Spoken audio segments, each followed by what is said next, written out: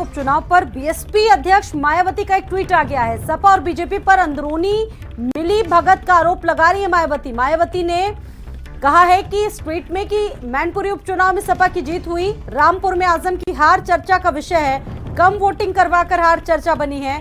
ये सपा और बीजेपी की मिली भगत का परिणाम तो नहीं। मायावती ने सवाल उठा दिए हैं ट्वीट के जरिए। मुस्लिम समाज को चिंतन करने की जरूरत है। और ये देखिए मायावती का ये ट्वीट, जिसने एक बार फिर से सियासी हलकों में कह सकते हैं एक बार फिर से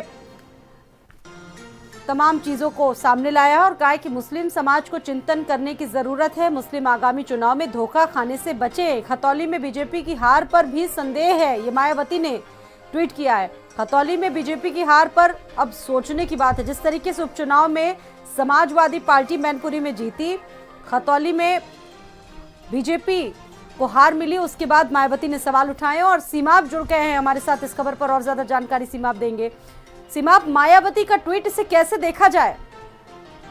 देखिए, जाहिर है कि 2024 के चुनाव नजदीक हैं और चाहे उत्तर प्रदेश का कोई भी दल हो, चाहे वो भारतीय जनता पार्टी हो, समाजवादी पार्टी हो या फिर बहुजन समाज पार्टी हो या फिर कांग्रेस हो, ये सभी के सभी चाहते हैं कि मुस्लिम वोट बैंक जो एक बड़ा तबका है वो उनके साथ जुड़े।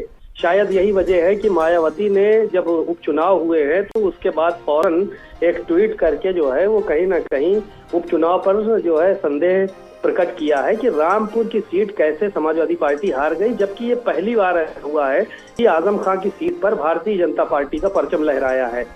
उन्होंने मैनपुरी उपचुनाव को लेकर कहा कि मैनपुरी में और खतौली में जब भारतीय जनता पार्टी हार सकती है तो रामपुर में आखिर क्यों नहीं हार सकती है, और जबकि वहां कभी समाजवादी पार्टी हारी नहीं, आजम खां कभी वहां से हारे नहीं, बावजूद इसके वहां पे जो है वो सीट हार जाना कहीं ना कहीं इस बात का संदेह पैदा करता है कि भारतीय जनता पार्टी और समाजवादी पार्टी आपस में मिले हुए हैं और जो मुस्लिम समाज है उसको आगे चुनाव में सोचना चाहिए कि उनके साथ किसी प्रकार का धोखा ना होने पाए।